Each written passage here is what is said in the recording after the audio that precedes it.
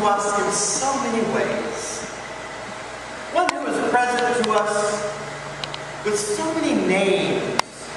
We come to you not so much to seek an audience with you, as most certainly we should already have that, but to immerse ourselves in all that you are, in order to celebrate when your ways are our ways, and to become ever more acutely aware of when your ways are not our ways.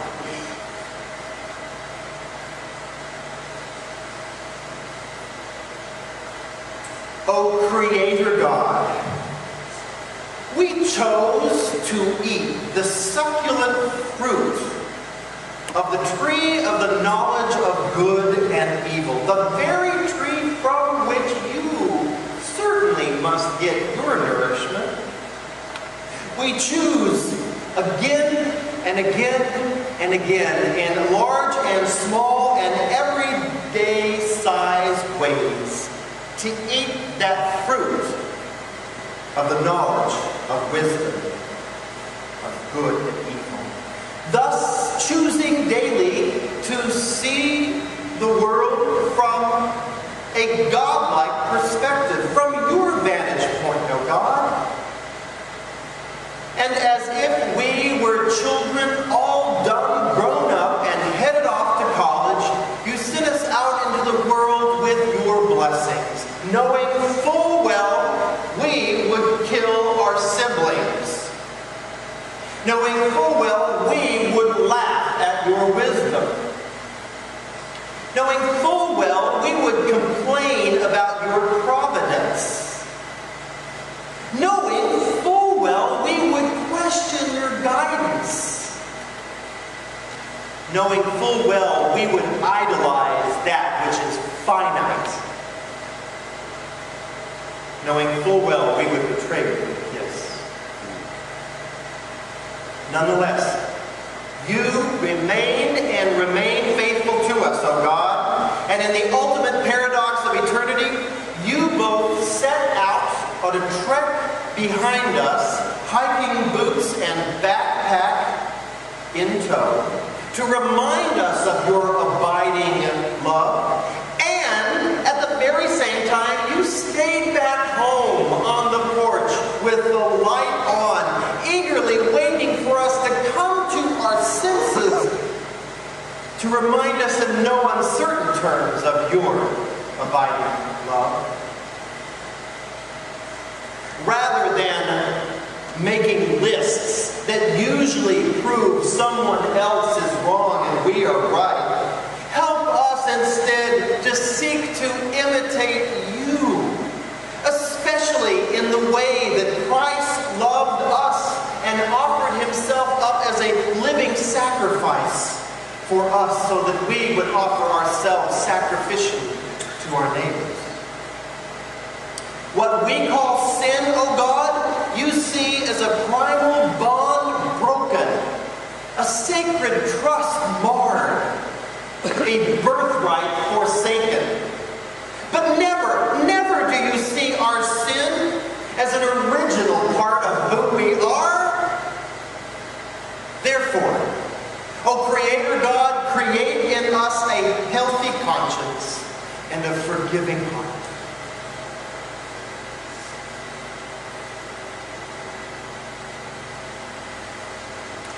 O Redeemer God, we are well aware that no matter how many Sunday school classes we have attended, no matter how many theologically sound books we have read, no matter how many faithful keynote speakers at whose feet we have sat listening and holding on to every single word, we nonetheless revert time and time again to a childish and simplistic faith.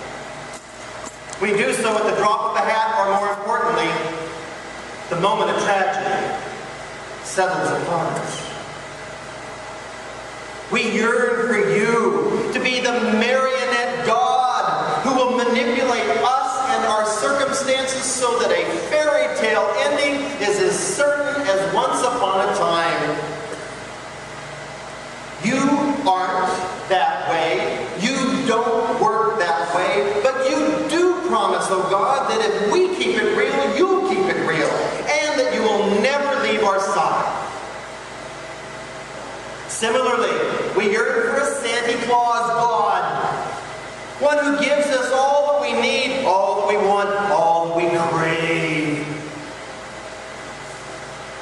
instead of giving us these kinds of gifts, you filled all of creation with enough, with an abundance, and then cajole us to share with one another. Inspire us to give away what we have.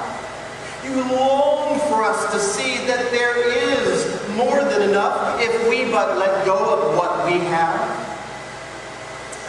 And we also yearn for you to be a balloon God, one in which the Spirit fills us,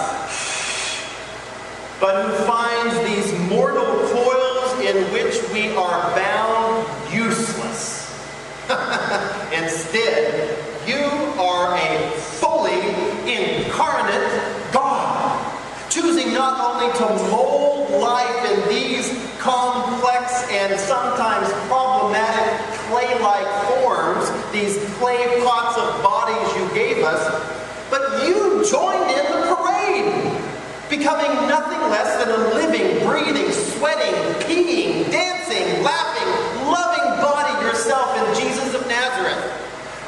Therefore, redeeming God, redeem our perspective of you.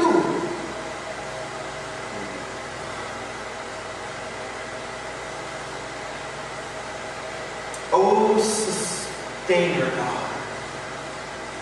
We want so much to pin you down, to make you our own, to domesticate, manipulate, and prognosticate about who you are and how you should be in this world. And you remind us in gentle and audacious ways that you will not be our pet divinity. You use your power in any way and every way you want. Whether it is to open the petals of the lily, split the atom, or soften my hardened heart. Your power is more like the wind. No. Your power is more like the fire. No. Your power is more like this. No. Your power is more like the sunlight. In irony of ironies, you chose to come to us in the most fixed and finite way. You came as Jesus, son of Mary and Joseph, a carpenter for God's sake, born in Bethlehem, raised in Galilee, who would teach and preach and heal and be crucified in humiliation, who would also live his faith in such amazingly ambiguous ways, at least according to human religion and human custom, and who would lead us back to you not through a list of do's and don'ts, but through parables and aphorisms and eternal moments of living deeply, laughing loudly, and loving wastefully. You call us less to certainty and more to doubting. For you know, O wise and wondrous one, that you could do far more with our questions than you could ever do with our certitude. You also are profoundly aware that when we open up the wellsprings of our loving hearts and let go of our dogmatic certainty about how things have to go and be and how people have to behave, then in fact love, which is your very essence, which is the first tenet of the law, can thrive. Therefore, O sustaining God, sustain in us your elusive spirit. Amen. And amen. My beloved, if you have been with us at all this summer, you have known that we have been looking at the core doctrines of the church. Give or take a few doctrines, and with a little looseness on the academics, I'll give you that. But we've attempted to see these doctrines from the perspective of someone who might never have walked through a church door. And what I've hoped to accomplish this summer was to invite us to a place where we're beginning to imagine the faith from a perspective other than our own. And see that other perspective not simply as being important, but fundamental to our faith. To imagine how someone who has never been to Sunday school, who has never heard a sermon, who has never taken this little piece of cracker and this little cup of grape juice, to see how they view the divine as being fundamental to who and how I see the divine being. This will be critical in the coming year because we've talked about it for too long now. Finally, the board has said, the next time we meet as a board, Pastor Allen, you will have created a new vision team to help this congregation think faithfully, strategically, and precisely about where God is leading us in the future. And by future, I don't mean 2013. I mean beyond. To think faithfully, strategically, and precisely. And if we don't have the vision of those who have never walked through these doors before in front of us, we will never invite them through our doors. At least not in any way that will allow them to find the joy and love of Jesus Christ that you and I know. And we will have to then focus our energies, our resources, and our hearts to try and fulfill that vision. And so it's appropriate that I end this series and this sermon with prayer.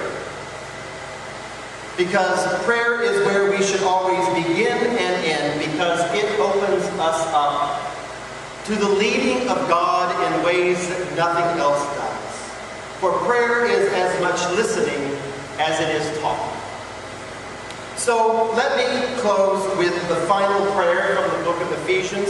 It's a prayer of a pastor and a preacher, but I hope it is all of our prayers as we go out and try and spread this good news of a creating, redeeming, and sustaining God to the world around us. So I ask, pray also for me, so that when I speak, a message may be given to me to make known with boldness the mystery of the gospel.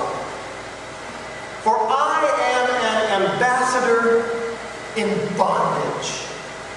Pray that I may declare the gospel boldly as I must speak.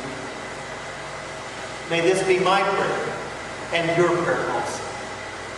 Amen.